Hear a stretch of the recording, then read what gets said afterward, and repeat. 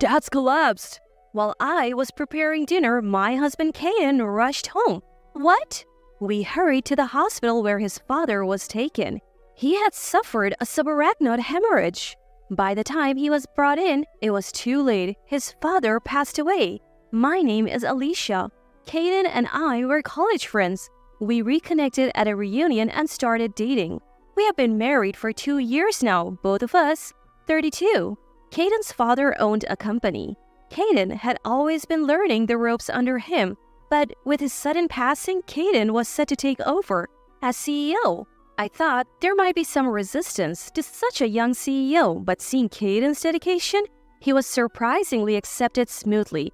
He even got along with the senior executives, or so I thought at the time.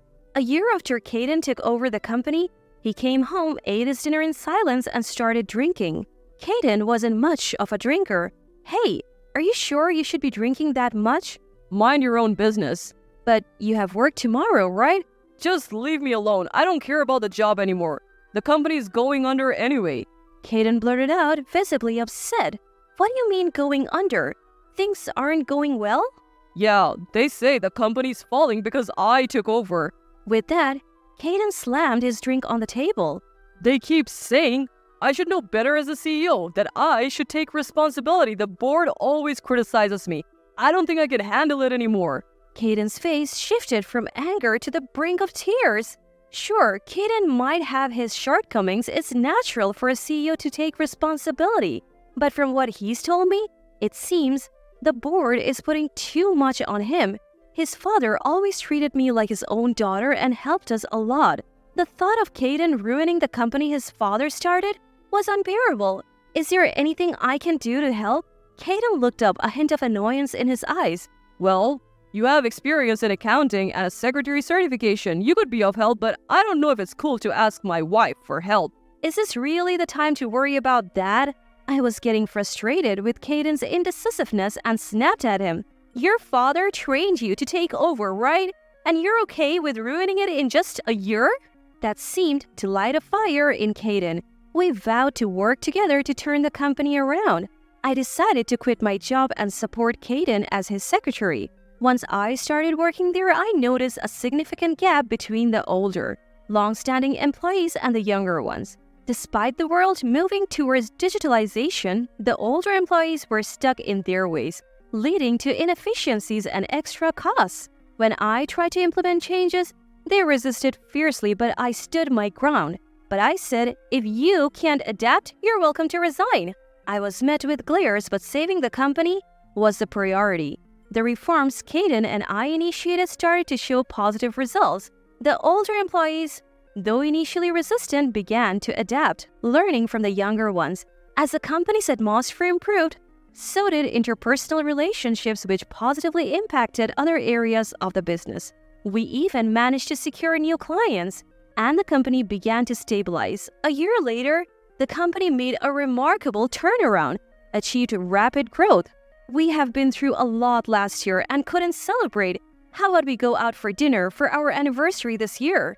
Sure, next month is our wedding anniversary. Lately, we haven't had any private time together, but I have been longing for some. But Caden's response was cold. Am I the only one excited? He is busy now, but I'm sure he's thinking about it too.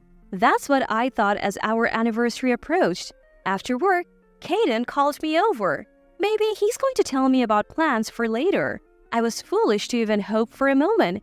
Caden, who called me, said something I never expected. You're no longer needed. Let's get a divorce. I couldn't believe my ears. What? Didn't you hear? I want a divorce. Why?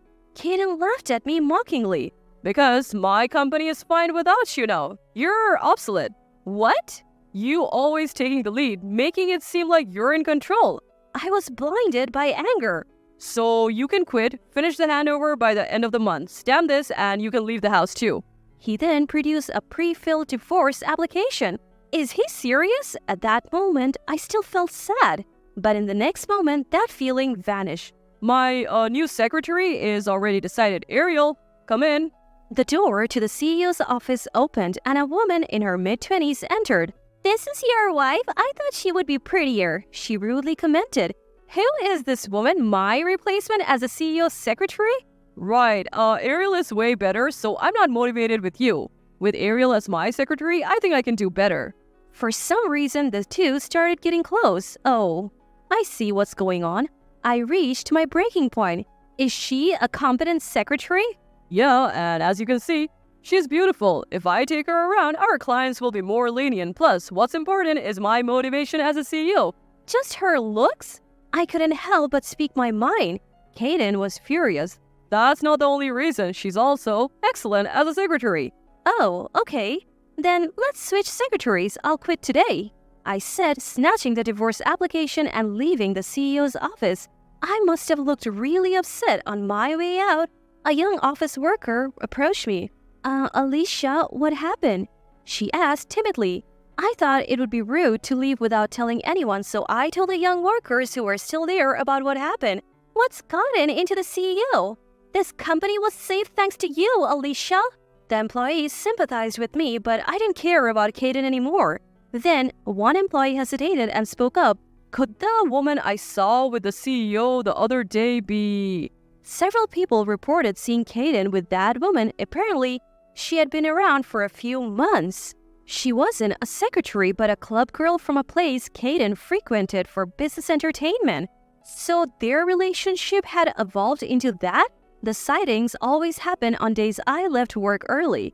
He would say he had work left or a business dinner. I offered to help or join if it was with clients, but he always refused. Now I understood why. Some employees had considered telling me but didn't want to hurt me with mere suspicions. They decided to wait for concrete evidence. Although they tried to persuade me to stay, I couldn't. After all, Kaden was still the CEO. I said my goodbyes. Most of the executives had gone home, but a few remained in a conference room. I knocked on the door. When they opened, they looked flustered. I noticed some documents but ignored them. I've decided to leave the company. Please take care of things from now on. They simply thanked me for my hard work, so I left. The next day, I quickly found a new place and moved out while Kaden was away. I filed the divorce papers and took a deep breath. What had my life become? I visited my father-in-law's grave thinking it was the end. That's when I finally cried. But I believed I had managed to save his company. It wouldn't go bankrupt unless something drastic happened.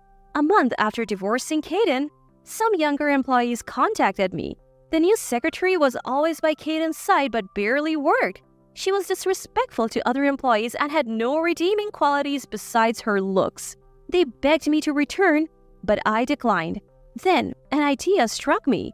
With the skills I had gained over the past year, I could start my own business. I began studying and fundraising for my startup. 3 months later, I launched a new company with one of the workers from Kaden's firm. Other employees soon joined us. Although we weren't stable yet, most were willing to take the risk. We owe our jobs to you, Alicia. We want to help. I'm here because I want to follow you, not the company. So I decided to work hard with everyone. Around that time, Kaden contacted me. You're poaching my employees. Really? Your company's in trouble again? I laughed at the once condescending Kaden.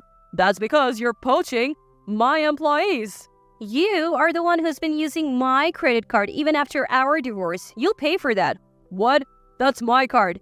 Busy now. Don't contact me again. I hung up and called my lawyer. Soon Kaden was served with a lawsuit for compensation due to the divorce. A week later, he visited my office. You are the CEO now? You owe it all to me. What? What do you want now? I'm busy, so make it quick, I said, clearly annoyed. Kaden then pulled out some documents for a lawyer. What's this all about? It's a compensation claim for your affair during our divorce proceedings, plus the credit card bills you racked up after our divorce. It's only fair. You easily agreed to the divorce and now you're suddenly claiming compensation? Didn't you know? Compensation claims from divorce proceedings are valid for 3 years after the divorce. You brought the divorce papers and even brought along your affair partner, Ariel. I thought you would expect a claim. Kaden's face turned pale, seemingly unaware of this. Everyone at the office gave me evidence of your affair. On days I left early, you always seemed restless, unlike me who never suspected a thing. They noticed. They followed you and took photos. The dates on those photos are from before our divorce. Kaden looked even paler, but I didn't hold back. And the credit card? You used my family card on dates with her at restaurants, bars, and more. How could you use a traceable card for your affairs? I sighed in disbelief. Suddenly, Caden's demeanor changed. I'm sorry, I truly am. Now you apologize? Actually, my company is on the brink of bankruptcy. Our clients are leaving, and I can't afford the compensation. I need your help. I couldn't help but laugh. How many times will you run your company into the ground? If you're in such a pinch, why not ask your competent secretary for help? But Ariel, she doesn't even have a secretary certification and can't do the job. My laughter grew louder. You said her beauty would charm clients, right? But when I took her to the clients, she was so rude that we lost more and more of them. Now, only a couple of companies whose older CEOs like Ariel remain. Huh, figures. Those companies that left you, they're now our clients. What? I didn't steal them. It's natural for companies to seek better partnerships. No way. By the way, are your company's executives still around? Well, only the younger ones moved here. The older ones are still executives. You should investigate them for embezzlement. Embezzlement? Yes. I noticed some suspicious financial activities. I wanted to discuss it, but you dismissed me. Maybe now you can save your company? They probably made you CEO because they thought they could easily embezzle. Caden was speechless, but I wasn't just being kind. So you'll probably save your company. Make sure to pay the full compensation from our divorce in one go. Considering the division of assets, you can't afford it. Don't come here anymore. You're a distraction. I sent a dejected Caden away and got back to work. Later, I received the full compensation from Caden and Ariel. As for his company, they are suing the executives for embezzlement, but it seems they will go bankrupt. After all the effort to save it, he lacked business acumen. It made me reflect on my poor judgment. But now, as a CEO, I'm thriving, enjoying life with the hefty compensation from the divorce.